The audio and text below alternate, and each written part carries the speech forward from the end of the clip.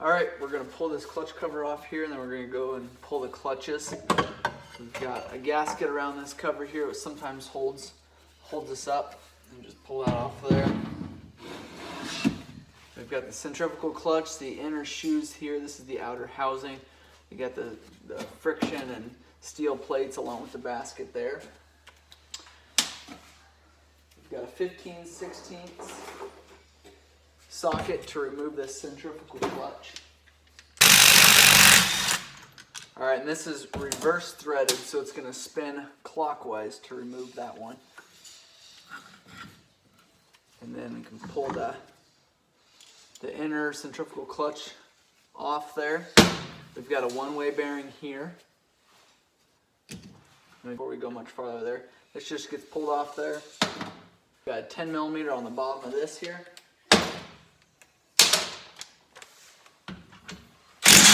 Oops. And we're able to remove this arm. And then start pulling these here. 4 10 millimeters. These are spring loaded, so I just remove them slowly. Pull this off here. This all together, but I'm going to remove this larger nut down here. Again, that same 15/16. That's just a regular threaded nut. And these are going to come up together. So a lot of times you have to pull these both up at the same time. If you can get this spacer kind of to stay there or pull it up with it, sometimes you can shift it enough, but most of the time you have to pull this up at the same time. So if you're needing to replace anything on this housing, you gotta do it at the same time. Just pull this. But we'll have this off right now without pulling the friction and steel plates off. We take and put the springs back down on here. And then we take and put this holder back on there and then tighten those down. That kind of keeps everything together for going back together. So then you can actually, if you tighten these down, have a little bit of pressure, you want to make sure you get them started before you use an impact. And actually pull this whole thing out together like that, and it'll stay all one piece. Got your oil pump here. Remove that with a little circlip. Here's your shift shaft. That goes all the way through since this is a manual shift. This is the foot shift here, goes to that there. We've got your shift mechanism here, your shift drum. We'll go ahead and pull this oil pump there. And small circlip holding that on. Got a small snap ring.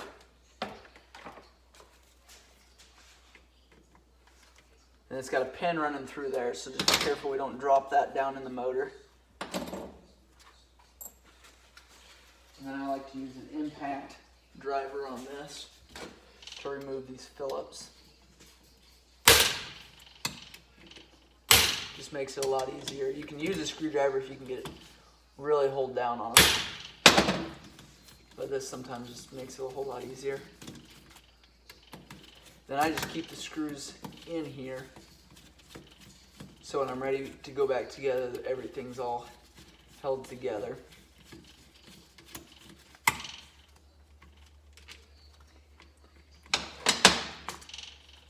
So then I just take, and you got to push up with your finger from the back side there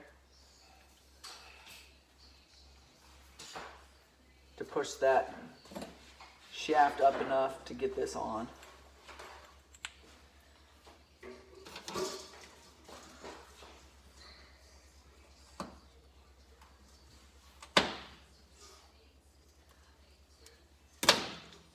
There's your oil pump there. Got a 12 millimeter here, or 14, excuse me.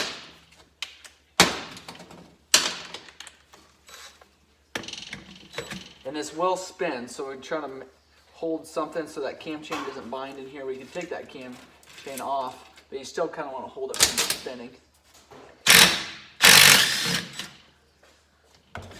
And we're able to pull that off, and there's a little pin down here too that holds this gear.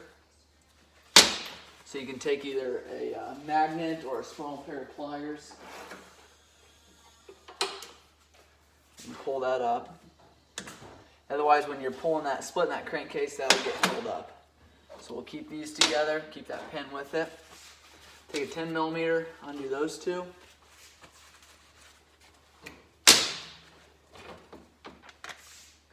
And I like to be really careful when I'm doing these that it doesn't slam around there.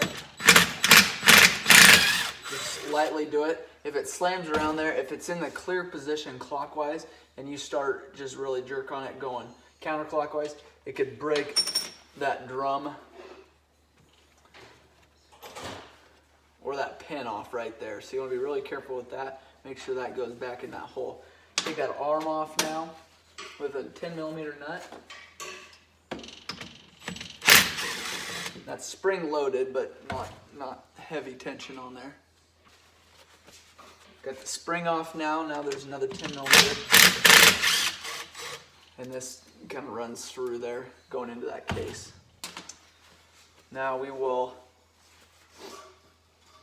pull the prop shaft here. It's a lot easier to do these now before. Here, we'll remove this shaft, set it with the centrifugal clutch there.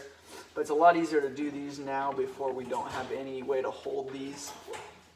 Unless you can put it in a vise or something. But what I like to do is take the clips out. So one on this side, one on this side.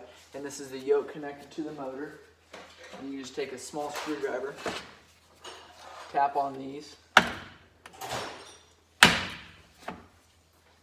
If you can, just be careful if you don't hit, that clip doesn't pop out and hit you in the eye. Pop that clip off. There's a clip there, a little over a half moon clip. And then we'll do the same on the opposite side. Sometimes those clips will spin, which is what it's doing there. And what I like to do is grab two screwdrivers the exact same size. And I'll spin it back a little bit so I can get to it easier. Then I'll take two screwdrivers, put them side by side, hit them both at one time. If you do that, it'll force it off of there. Just want to be careful, again, not to let it hit anyone. Now what we're going to do is take and tap this yoke down. We want to make sure we tap on this yoke here and this yoke here. That's going to push that cap out. That cap is out. Now I'll flip it over and do the same thing going down.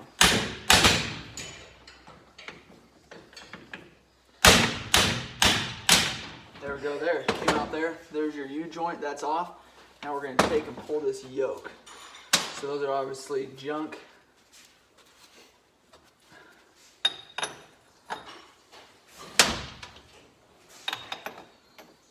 Got a 22 millimeter.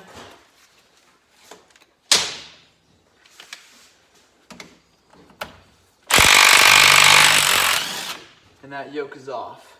And that's your back yoke. We'll keep these together. And you can do the front way the same way. I'd use a vise. Just put it in there, tap it down. Flip it over, tap it down again. Make sure you pull those clips out beforehand.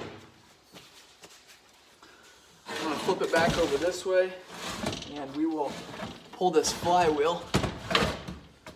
Yeah, this has had a couple weights broke out of there, and so it is going to need rebuilt. And these are rebuildable.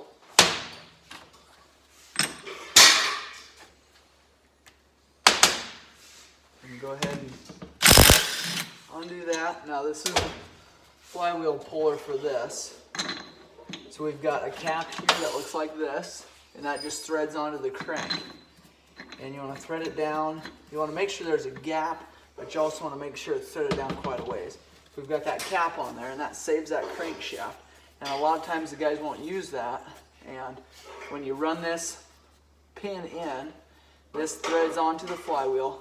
External threads on the flywheel there. When you run that pin in, that crankshaft is small enough to where this will damage it if it runs into that crank. So we'll put this on.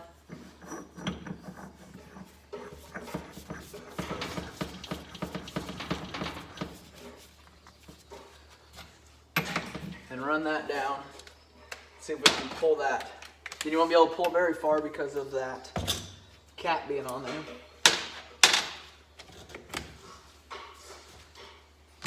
But we'll run that down and see if we can get it pulled off there. That just pulls it off there. Now as soon as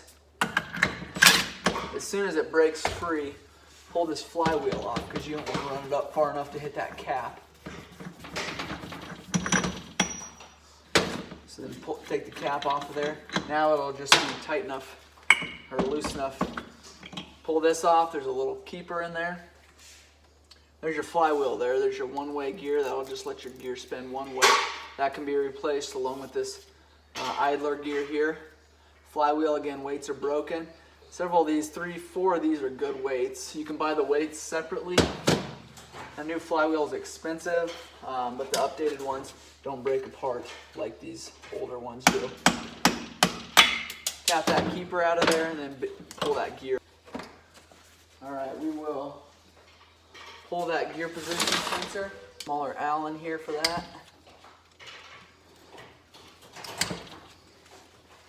And then we'll get ready to split that case. We need to take the prop shaft off the front.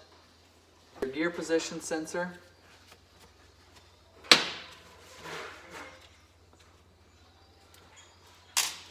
All right, and I'm going to take this prop shaft off. We can see that there. Again, the shaft connected to the actual crankcase. That's what we'll start with. And find the edge of the clips.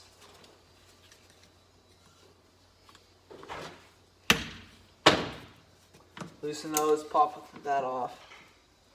One clip's out. All right, that clip's doing the same thing where it's just spinning. So we'll take 2 screwdrivers side by side, tap them both at once.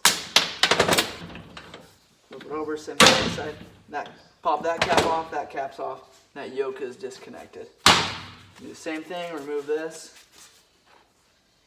Assuming that it's 22 as well.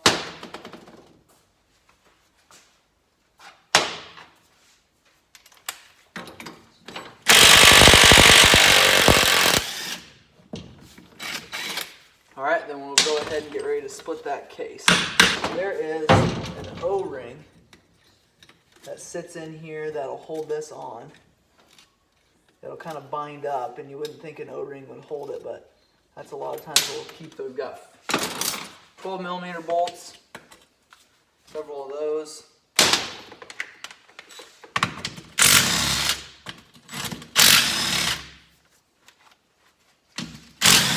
Two up by the oil filter.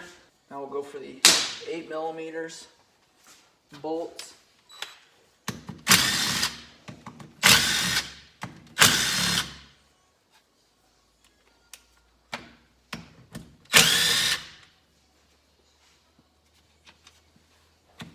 Four on the outside, it looks like so far.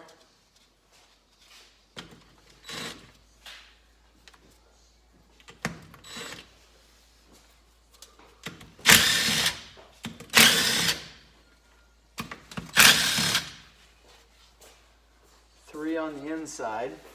We'll grab some snap ring pliers, remove this, pull that gear off of there.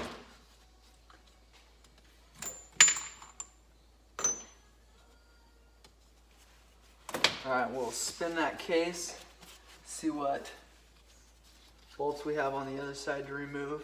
A couple 12mm, some 8s.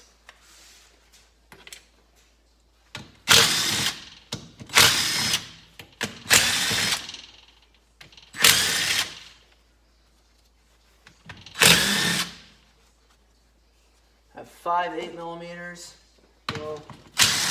4 12.